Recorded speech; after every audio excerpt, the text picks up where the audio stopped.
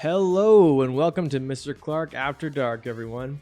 My name is Lucas Clark and I am a certified educator with Alberta Education and the Alberta Teachers Association. All conversations and interactions exchanged is intended for educational and entertainment purposes only.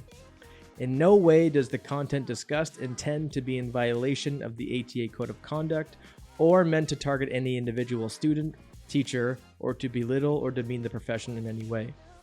If you have something that you would like me to discuss or have a story of your own to share, please reach out at lucasrdclark97@gmail.com. You can also send a direct message to me on Instagram at Mr. Clark After Dark. Hope you enjoy the show, and please do not forget to subscribe. And now, on to the show. Hope you all enjoy.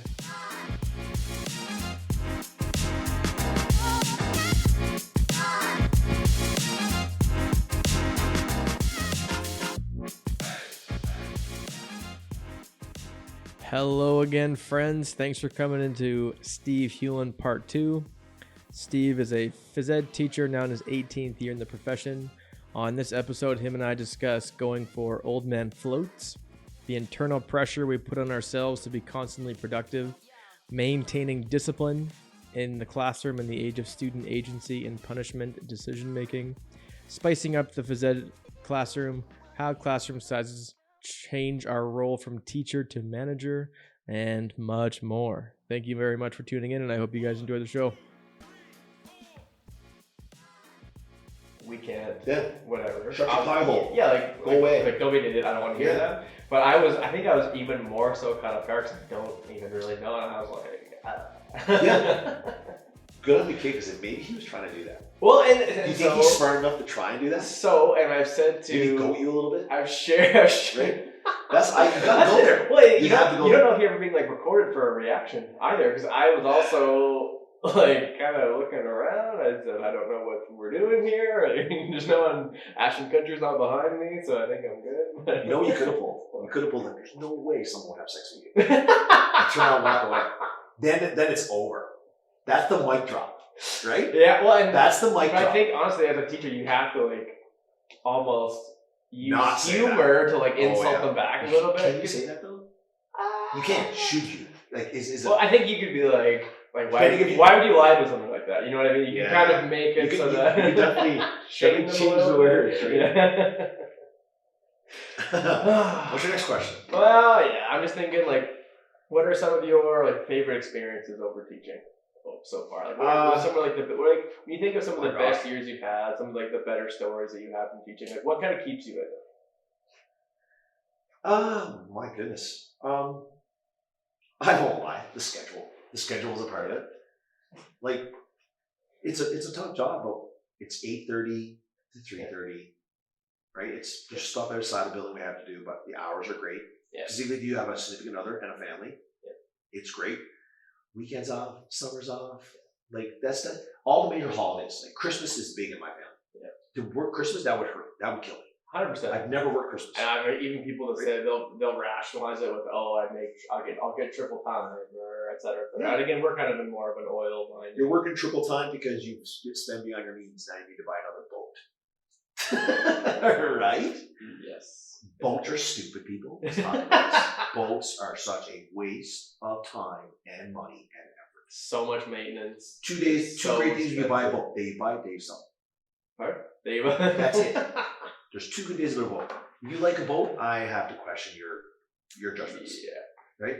And I know people are going to get offended by that, and I hope so. 100%. I hope they do. Because honestly, my thing has always been, now, we grew up having skidoos, quads. Yes. I never had a boat. My dad never did either. Nope. He said, like, he had his enclosed trailer for his skidoo. Absolutely. Yeah. Those were his toys to have when he went out. When he went in the woods. Now, my uncle has a boat in Newfoundland still. 2 of my uncles do. But my thing is, I will never, ever own one of these. It's just, and so my grandfather sold his boat. It was literally like maybe a 15-foot speedboat. It's essentially as base model as you can get. Yeah. And he ended up selling it for just over $2,000 without telling me. But I probably would have bought that. You know what I mean? Just to have, but even if I did, why? Where am I going to use this boat? Breakwater Lake is gross. Yeah. It's filthy, it's dirty, it's a cesspool. Yeah. People go there and they think it's like like Daytona Beach. I was It's like, like Dollar Tree Kelowna, but it's not. give it up, right? Stop. But I'm not a beach guy, so I don't, right? No. So, anyway. I feel that. Well, So I forget the original question. Burnout? Well, yeah. Well, what kind of keeps you in the job? Oh, like you said, the schedule. So, what are some other things? You know what? There are lots of good kids, and there's lots of good kids to have good relationships with.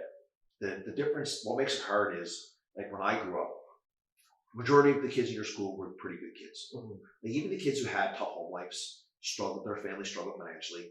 They weren't really pains in the ass. They weren't rude. They weren't disrespectful. Yeah. And the ones that were overshadowed by the kids who genuinely cared, wanted to be there, right? And not necessarily do their best every day, but give their 100% of them that day. Yeah. For the most part. Yeah. Now it's gone the other way. Those kids are heavily overshadowed by assholes. Yeah. By kids who don't respect each other, don't respect teachers, don't respect direction, don't respect rules. Mm-hmm.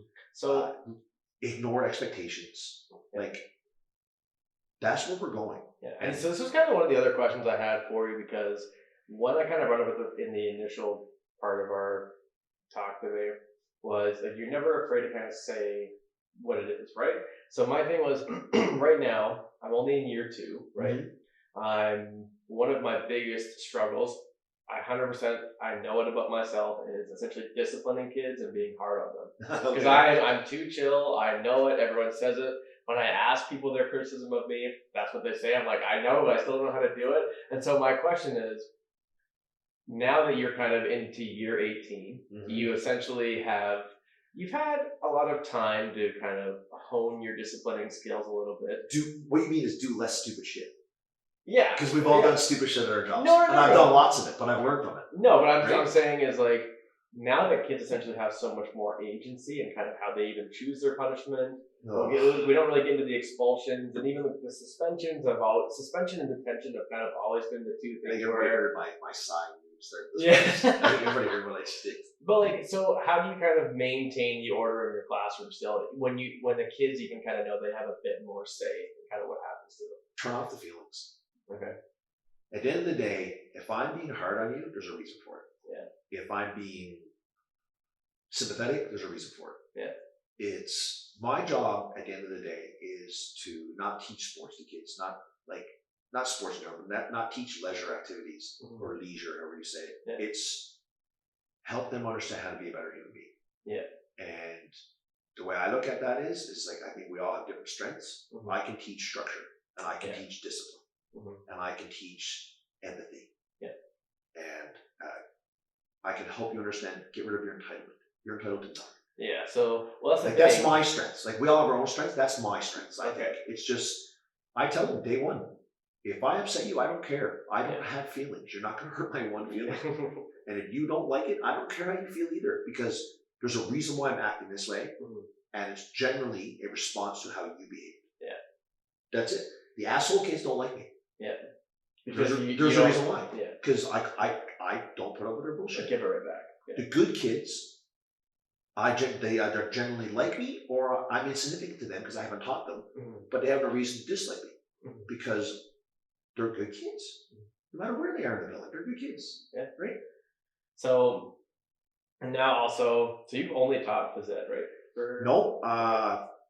In my 17 years, my God, well, high school PhysEd, junior high PhysEd, peak hockey, peak soccer, grade 9 science, grade 8 science. Grade 8 science actually is a lot of fun, man. That's a great course.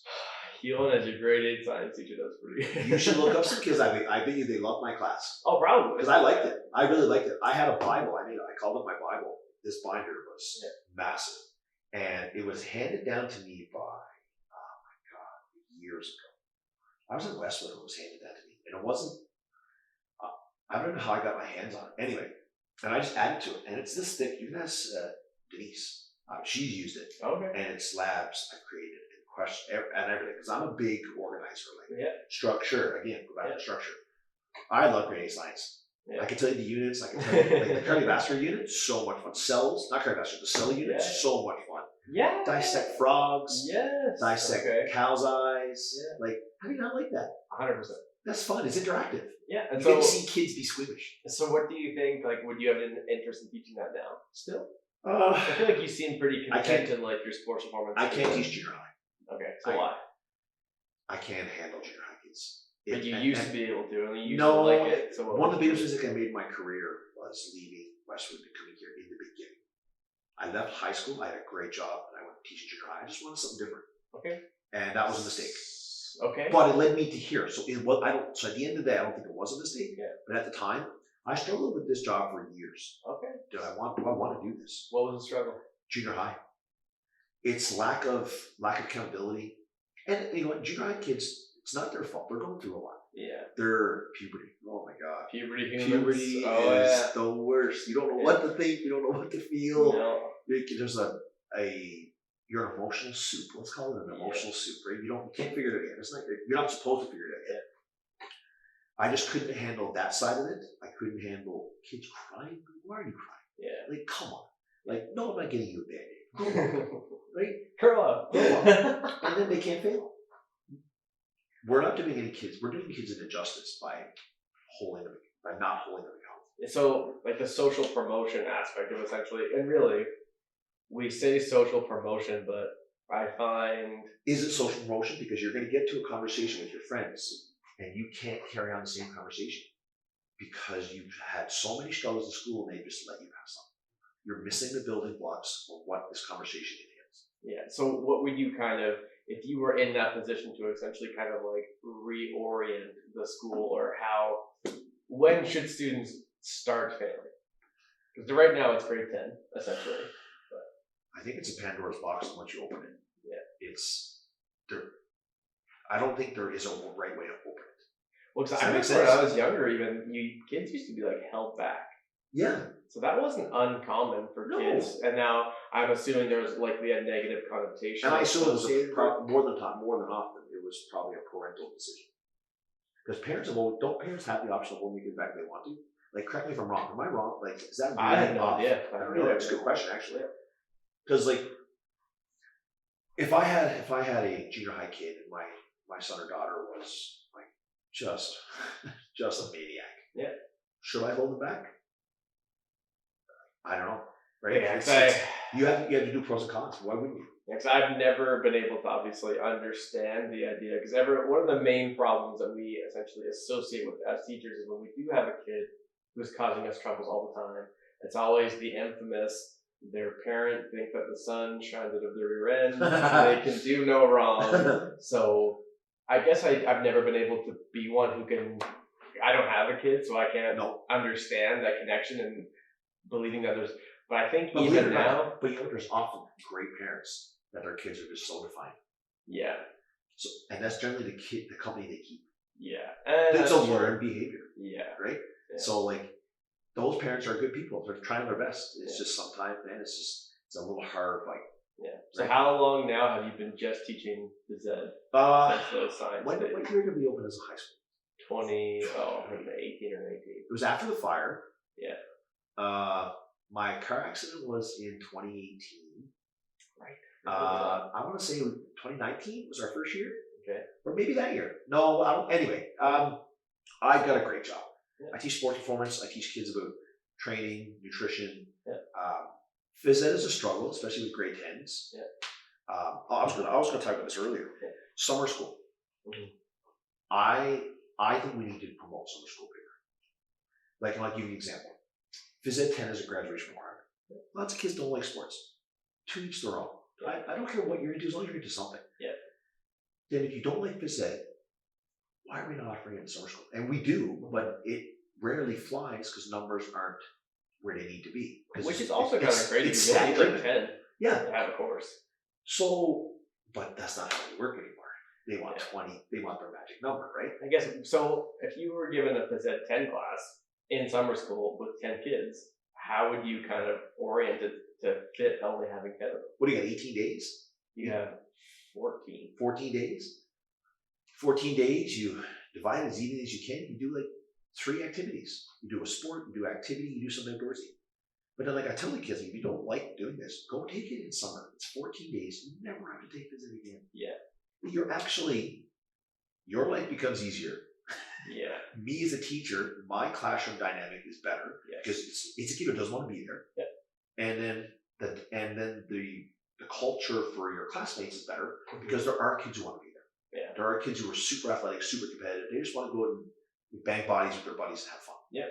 So phys ed specifically, we need to have more summer school phys ed. Okay. Because I've always kind of been under the initial assumption that having phys ed in summer school was kind of silly because who wants to do phys ed for 6 hours? Or I guess how would you do it? But I guess I never thought You could break it up, right? breaking it up like Yeah, that, right? you could do you could break it up in small. Oh my god, that's But again, I don't have that. that's a phys ed 3 podcast background, conversation right? how you break that summer school phys ed, right? Yeah.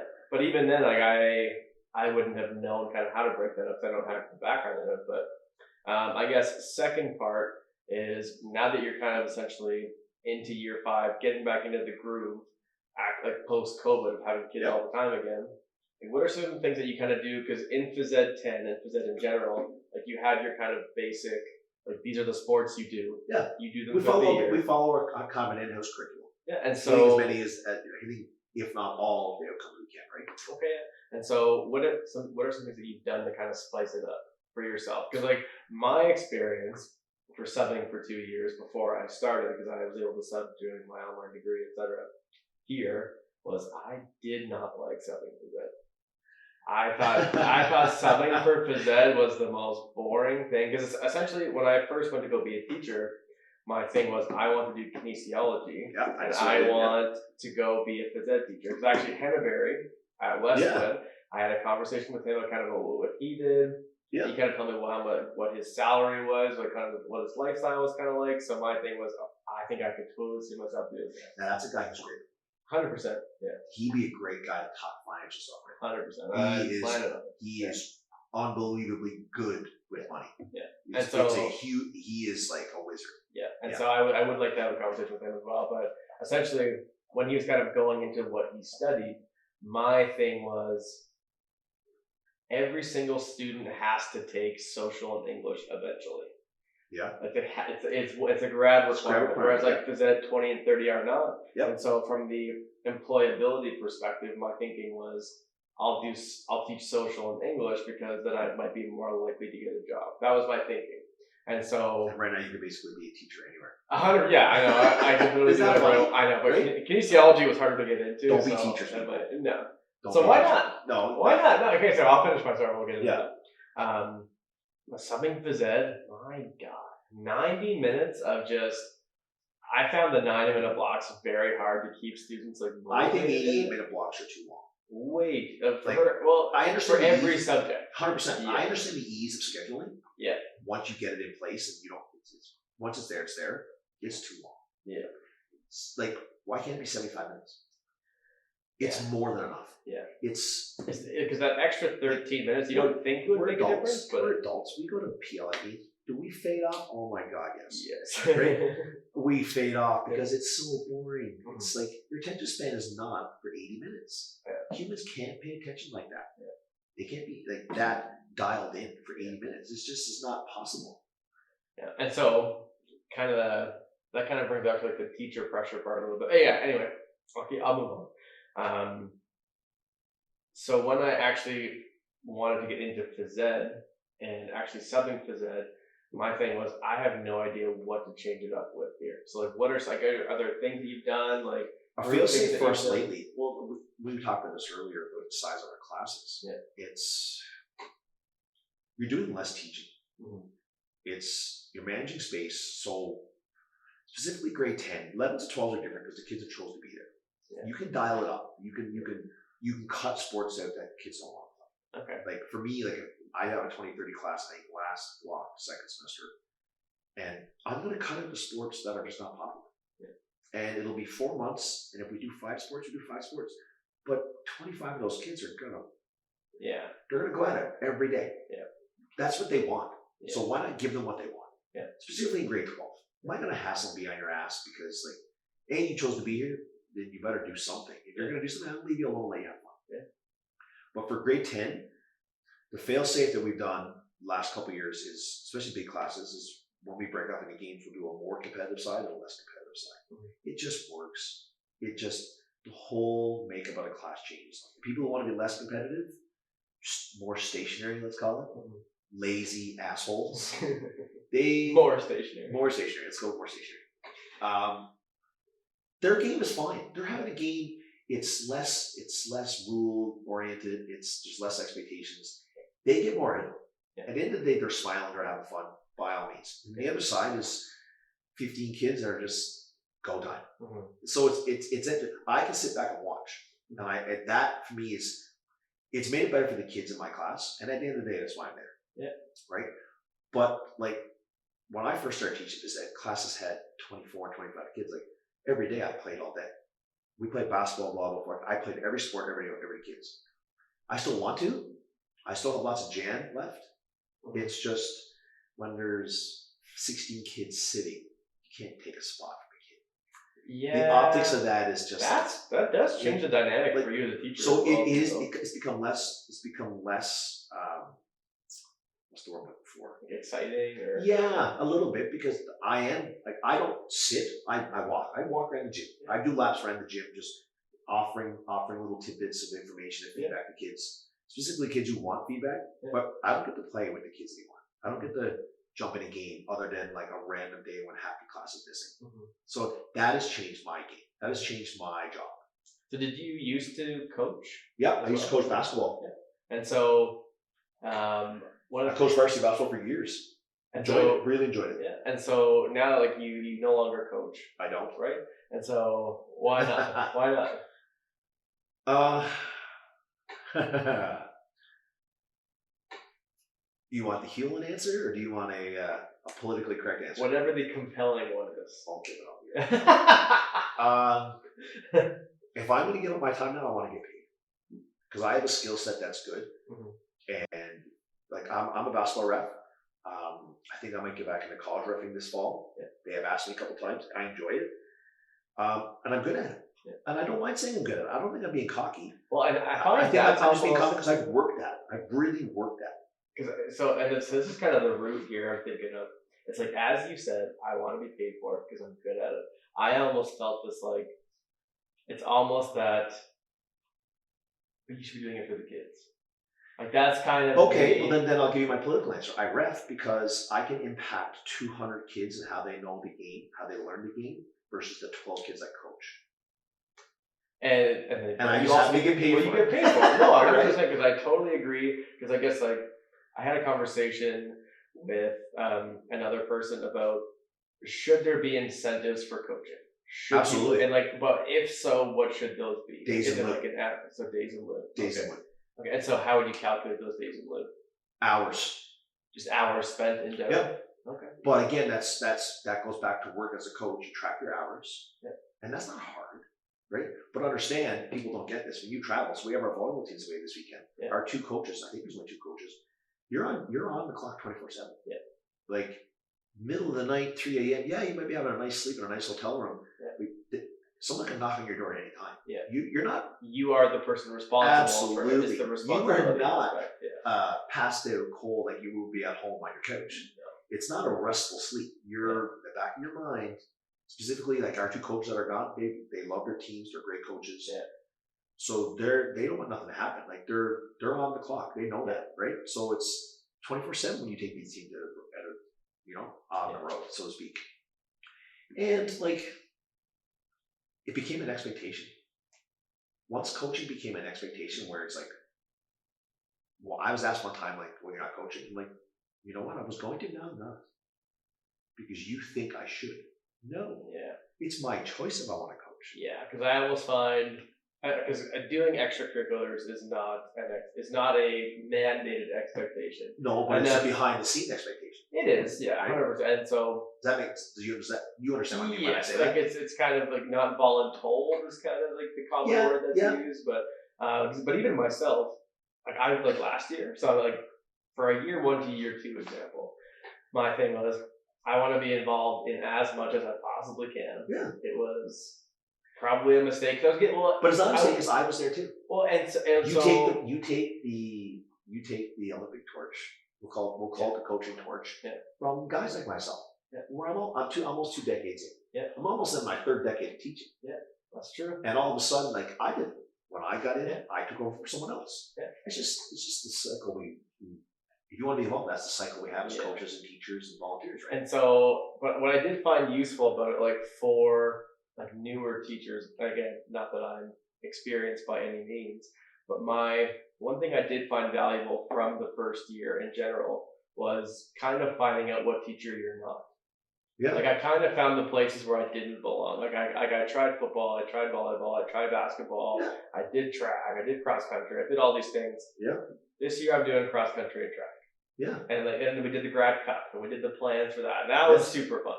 So I assume we're gonna do that again. 100% of the month already in the works. And it's not Hulan and I against each other again, is it? I don't know. Small tangent. Sure. We do 2 other staff members, or because it's easier to do staff members, so we can. I kind of like Reynolds and Hamilton because they're the peak coaches, and that would be the junior highs hyped up. I kind of like that, but again, yeah, it's actually really not a bad idea, right? I feel like it'd be kind of the two. Yeah, I think that'd be not funny. Yeah, like whose side are you on? It's like a boys versus girls. Well, because I think like it was fun last year with Pete and I, but it was a lot of work on us. Yes. Right. And listen, I'm not against the work. No. And I'll always organize it, but I just think it invigorates. Like it excites us if it's 2 new people. Oh yeah, it's new. It's not just Staples versus Wicked. You know what I mean? Like something like that, right? Like something like along those lines. Like a new teacher rivalry every year. Yeah, that would be funny. Yeah, right. I totally agree. Yeah, and so, but anyway, it's like so now this year, like track and cross country, track and cross country, and I'll plan the grad cup. And like those are kind of, and obviously I'm doing this now, trying something else a little bit new. But like, you got many kids for cross country? Well, everyone runs because the cross country scoring is kind of weird because you just kind of get points for it's people. It's based on placing and points of people. Yeah. So McTavish just based on volume. We're literally based on can't lose. No. Yeah. So we will. But the first 2 practices we had. So last year we would probably have 7 or 8 come out, which was not a lot. See, this year we're up to about 20. My take is you're a varsity athlete. Should be mandatory. Well, and like so, I've had this conversation with our varsity coaches. Because if anything, it kicks off. It's the first big event of the year. Because golf is a little smaller. Yeah. But is it they still do the turkey trot? Is that what they call it? What? They used to do the turkey trot. That was the Challenge Cup. The Challenge Cup cross country meet. Was it turkey trot or Hulan and I? Oh, I have no idea. Okay, so their things have changed, right? Okay. That used to be a big thing. Okay. There used to be hundreds of people show up and watch that when I was at Westwood. Yeah. Oh yeah, big deal. Well, and all the varsity athletes did it. And so, actually, now that you said this, maybe I should talk to Fletcher about the basketball athletes. Yeah. Like, if they're not doing cross country, like we have. If your plan is to try it for basketball, like you need to. Well, why not? You're really just running. You need the cardio for your sport. But again, right now, talking to like Perego and Bishop, and like our 2 main volleyball coaches, is at the same time they have practice. So that's understandable. Like they're still working out all the time. They still have to do their running. Again, he has like a conditioning day where they don't have to come if they do cross country. So that's kind of the incentive there. But you're seeing me roll eyes.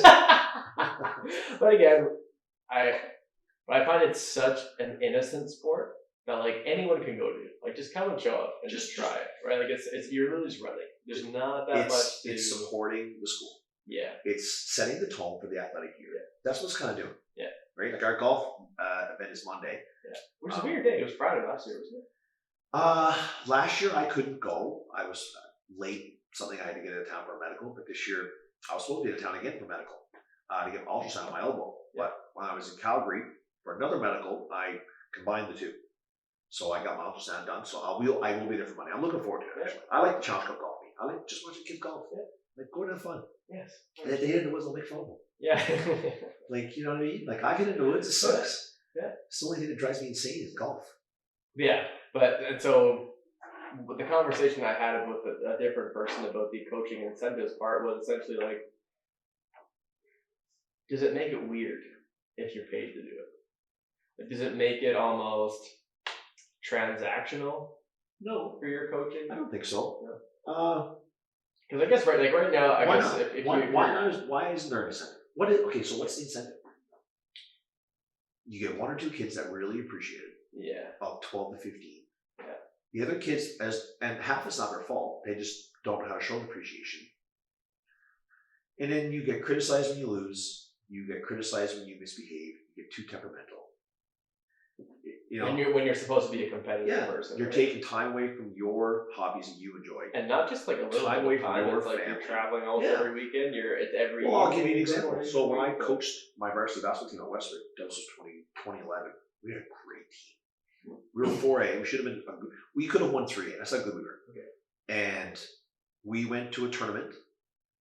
We won. Got back late on a Saturday. Sunday was off. Monday was off. On Monday we practiced. Tuesday we had a Challenge Cup game.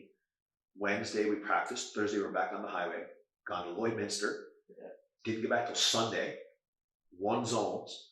Went to school Monday. Practiced Tuesday. Left Wednesday. Went to provincials and was gone for 4 days. It was a run of 3 plus. It was a run of 3 weeks where I was in school. I don't know, 8 days. And that was I basically was living in a bus for 3 weeks. Yeah. That's the level of commitment for a varsity sport. Yeah. Right. That's where it is. If you have a good program, you have a winning program, a culture that wants to win, that wants to push themselves to get better. Because we live so far north, that's the reality. Yeah. Our hockey coaches live it. Our club, volleyball, basketball players, they live it. You have to travel so far. You do. Just to do everything. If you want to be more competitive, right? It's so why isn't there incentive for that? That year I got a coat. I got a sweatshirt. If you're trying to, and I'm I don't even know where either of it is. If you flip, I got the memories. Yes, but if you flip your admin hat on, I'm kind of thinking how many days in lieu would you have gotten for those 3 weeks? You know what I mean? If I have to give you 2 weeks off. No, that's a lot, no, you know what I mean? yeah, no. I guess what should the calculation? Yeah, no, I would. If you really want the ballpark, you could say anywhere from 1 to 3 days, and make it our personal time. Our personal days, you can't take more than 2 in succession. Something similar. You can have rules.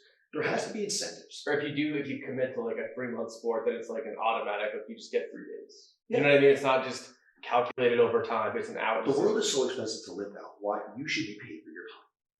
Why not? If you are working and using a skill, because again, so right now, let's just say, for example, we already do a lot in our day that we don't get paid for. Let's just say, So let's just say right now, our varsity basketball coach, right now it's Fletcher, and I'm not trying to bring his name into this by any means. It's let's just say he was no longer the coach.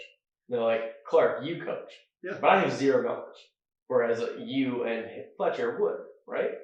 And so my thinking is, there's so much more value having someone who actually knows the sport, obviously. Absolutely. To coach, right? And so for someone who doesn't have a coaching background and really only played backyard sports my whole life, I don't see we're not getting these people anymore. And that's what I mean. But it goes back to the job just requires so much now. Yeah. And so and that's the thing, our day-to-day life. And so how have you, as a teacher for yourself, how do you find the expectations have changed for you from when you started teaching to now? What are because to me, again, only in year 2, but my thinking we are tracked an obscene amount of time on our accountability.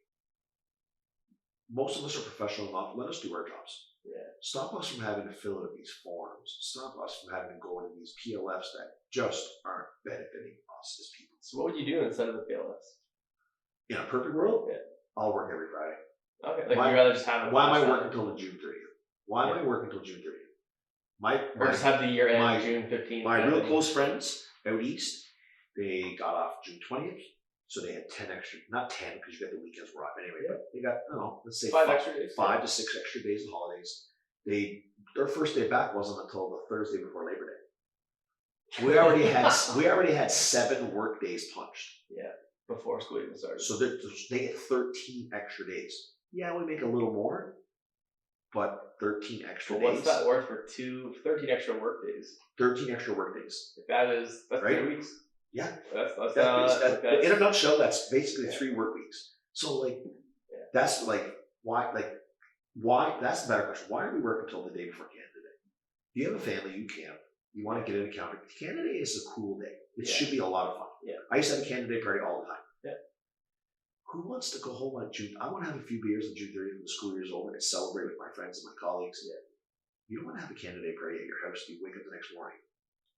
And so it's not fair, right? Yeah. That's how I like it. And So like, let's talk about elementary teachers for a second. Yeah. Why do elementary kids go to school until June 27th? Yeah, because that's the thing. Even for That's high school teachers, unbelievable. well, right? even because junior high, that's kind of What are you the getting end out of of, what are first you getting semester. out of these kids? If you're 9 years old, I have two nieces, 11 to 10. Yeah. Do you know what they're getting out of them? And Harper is very smart, Yeah. witty. Yeah. She pays attention. Yeah. God love her. She's the cutest. Yeah. But you're not getting nothing out of her on June 25th. When there's 3 when days. we got 17 hours, 18 hours of daylight. Yeah. And she hasn't went to bed till 11 because it's daylight. She wants to be up. Yeah. And then she wakes up again when it's daylight. You know what you're getting? You're getting nothing. Stop the movie So- days. Stop the game. Have those sports and movie days Well, 'cause early. all the elementary days teachers early. are obviously exhausted. Like they don't want to be there Kindergarten, anymore. grade 1 teachers We're all have the hardest affected. job of us all. I know. Like my wife's It's not in even- kindergarten. It's not even comparable. No. No. I 1000% agree. Like the amount of, again, talking about managing instead of teaching. Like essentially, you are just managing all the time. But yeah. I'm sorry, I just got to throw my No, gun out that's here. all right. Talking to my wife about teaching kindergarten, and sometimes I might even buy into the narrative a little bit more of, oh, it's just kindergarten, like they're just kids, it can't be that serious, you know what I mean? But no, seeing just the absolute level of exhaustion that she goes through, and she gets sick all the time because these kids are just disgusting. Like, Oh, that is, they're just cups of germs. they're just gross, Yeah. man. I'm glad I moved because the lights came on. It's kind of like No, we're if you walk in, they can see our handsome faces. Great.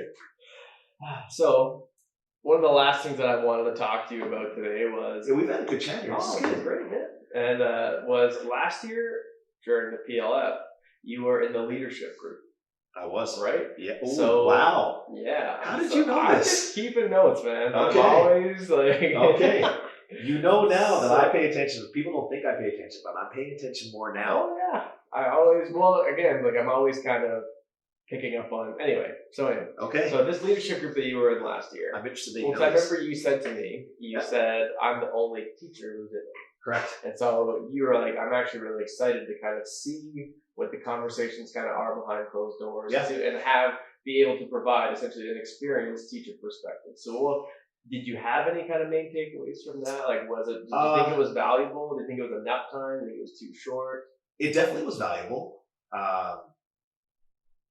Like in teaching your empathy, like what did you kind of pick up on from the conversations?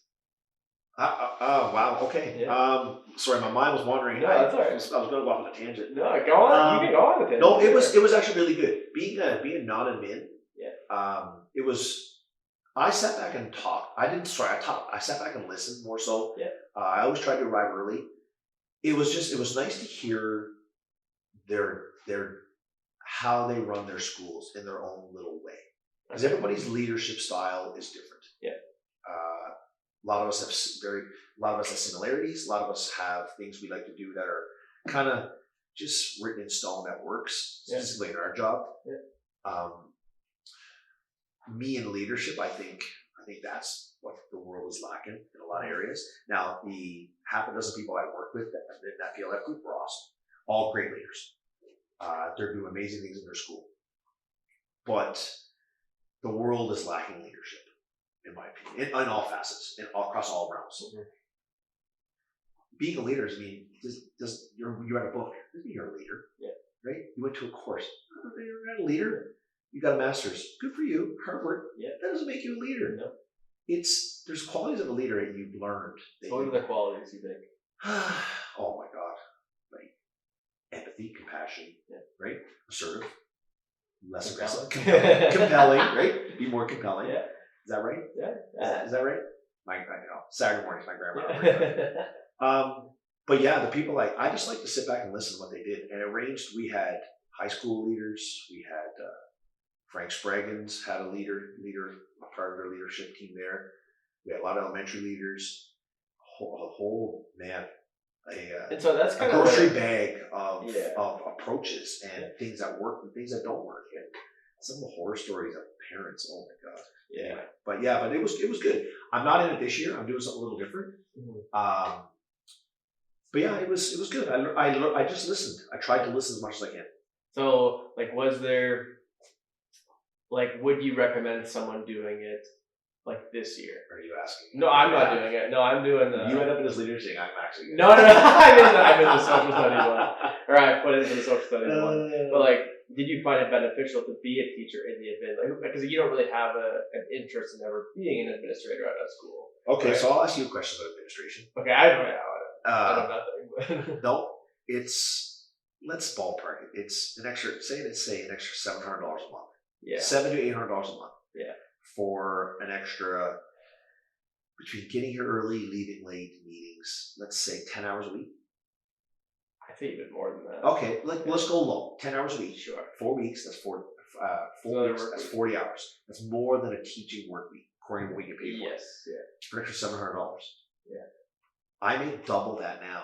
Yeah. For my work week than that work week. Yeah. For the extra. Why would you do it? I know why people do it, because they want to make a difference and they want to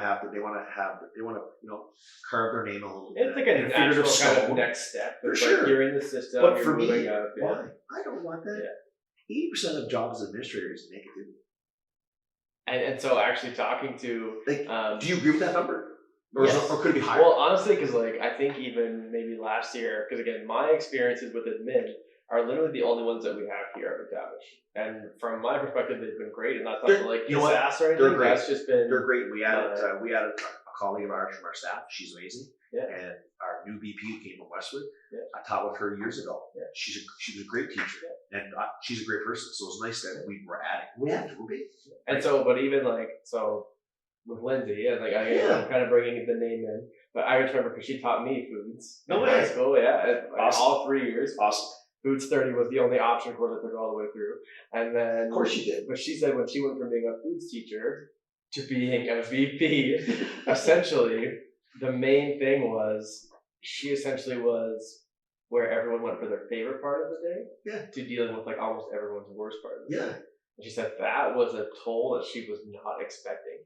And moving into that leadership change. Because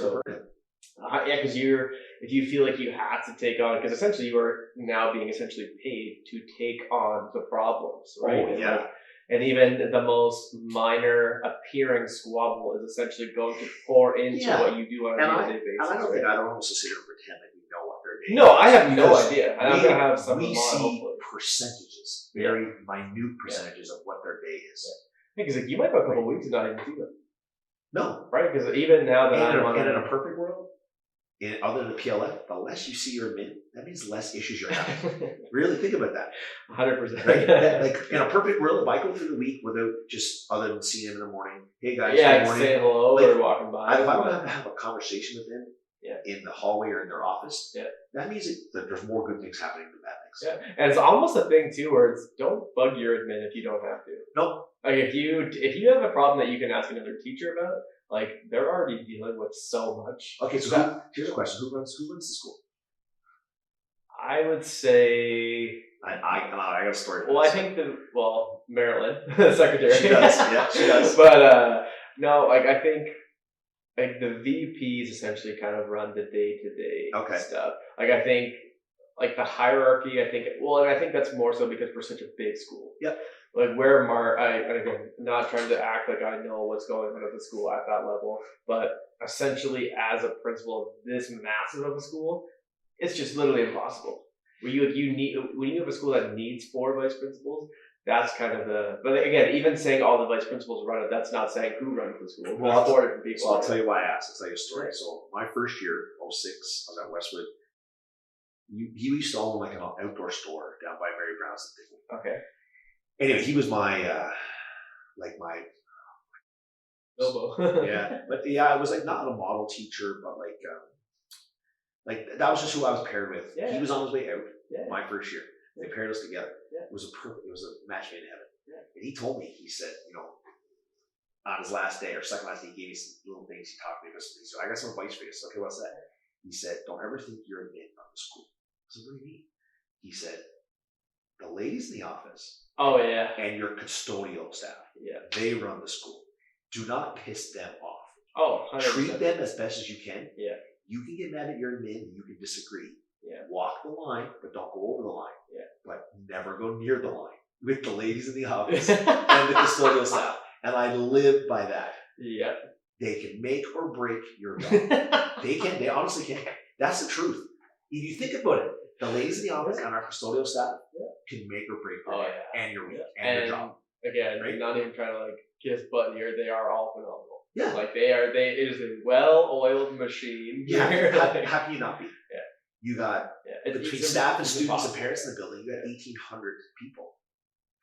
Day to day, right? That's true. That's just moving. And honestly, I feel bad all the time. Community. Because I get calls probably twice a day about not having my attendance done on time. Because I'm always, come on, it's so easy. I know. I'm always full. But I'm at the door and I'm like shooting the poop. I missed twice last year. I know, but see, again, that's my OCD, right? Yeah. Well, because again, I always have Power School open on my main computer, but I'll start chatting and I just get into the lesson. And then I'm like, I understand that. I go through like waves of being better and worse at it, but and it is easier for us because as kids come in, we just gather and we do attendance for first day. It's muscle memory, right? So it's easier for us not to miss it. Yeah, right? That's true. Even with PhysEd, like you kind of get on the black line. I'll do attendance quick. Then we'll get. It's real quick, right? Everyone, you're kind of having these little mini conversations. And of course, for me, I don't even line up for attendance once I get to know all the kids' names. Yeah. By the way, that's so hard. Oh, it's so hard. It's so hard. And I'm older now. And it's like, and I just look at them. I'm like, you look like a Mike, but that's not your Mike. Even over the summer, like sometimes you'll see kids that you've taught. Yeah. Even the previous semester, maybe you didn't talk to them as much as some of the other kids. Because again, every class that you have, there's going to be the 5 to 8 kids that you talk to all the time. Absolutely. You have the other 10 who are. You have rapport with them outside the 4 walls of your classroom. Yes, right? If you were to meet them as adults later, like you'd probably have a better relationship with them. Sure. You know what I mean? Like that's just kind of the natural process of who you are as a teacher, kind of coming into the room.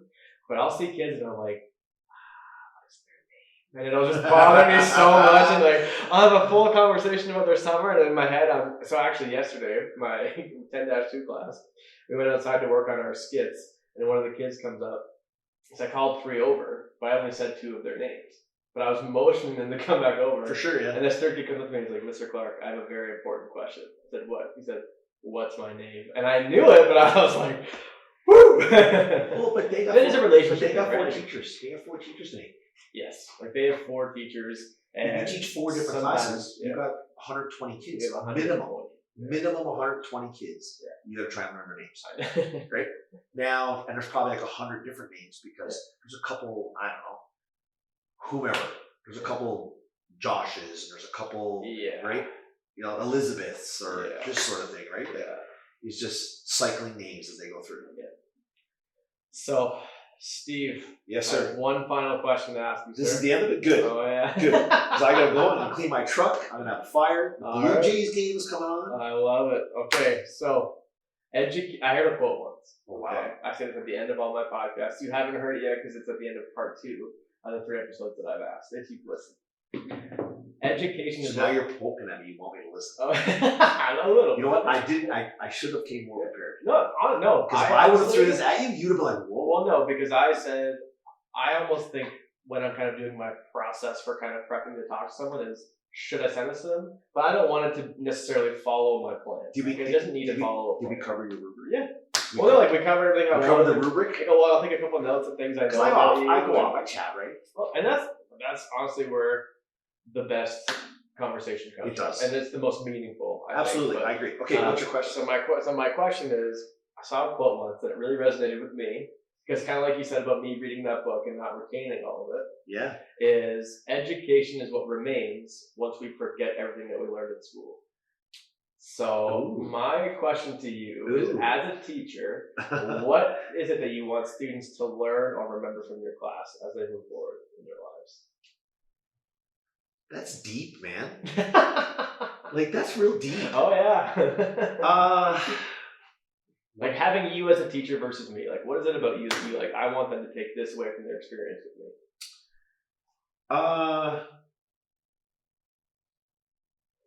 Face value is not everything. And I'll tell you what I mean by that is I do have a resting bitch face some days. Oh, yeah. Absolutely. I think we all do. Yeah. And I may look contrary, and I may look pissed off, and I might be. Yeah. Like, I might be. Yeah. Because, listen, I get annoyed at things way easier than some. Yeah. Because stupid behaviors and stupid people in life, because there's lots of stupid people and lots of stupid behaviors. But if you're a good human being, I'll always be in your corner. I'll always support you the best way I know how for what you need. So at the end of the day, like, say please and thank you. Yeah. Like, holding a door for someone is not that big of a chore, but I guarantee you it may change someone's day. Right? Like, someone may wake up with a simple smile as back spasms, and then they get into their car and they hurt their leg and they're carrying a bunch of books. And you holding the door for them made their morning just a little easier. Because everybody's got different things going on. And how many times do teachers come to work sick and sore and tired and stressed? And it just one simple minor movement, one minor wink, head nod, hello, have a good day, right? Like that can mean a difference in someone's day. Try that just a little bit. Now, there's days I don't do it because let's be honest. No one's perfect. When we have a 5-day week and it's 3:30 on a Friday and your last class is gone, you or the kids don't want to be in the same room. No. They are done. We are done. All I want is a cold beverage, right? And to be left alone. But there's nothing wrong with having. They say chivalry's dead. Is it dead? It shouldn't be. Let's bring it back to life. Well, it shouldn't be though. It's hidden. It's masked by people's immediate gratification and people's cell phones, and people's tunnel vision. Right? Does that make sense? Does that answer the question? I love it. Okay. Thank you very much, sir. Listen, thanks for having me. No worries. You've been waiting for this for a long time. A long time. I hope I didn't disappoint. You did not. It was great. And hopefully I wasn't too much of a disaster. You'll have me back. Absolutely, I will. Thank you. Cheers. Hello again, everyone. Just want to say thank you for taking the time out of your day to listen to this conversation, and hopefully you enjoyed the conversation just as much as I did. If there are any issues with professional conduct and or you would like to share your own story, experience, or something you would like to contribute to the show, please reach out at lucasrdclark97@gmail.com or send a direct message on Instagram to @mrclark.afterdark. Hope you enjoyed, potentially found something of use, and of course, please do not forget to subscribe. See you next time, unless you're scared.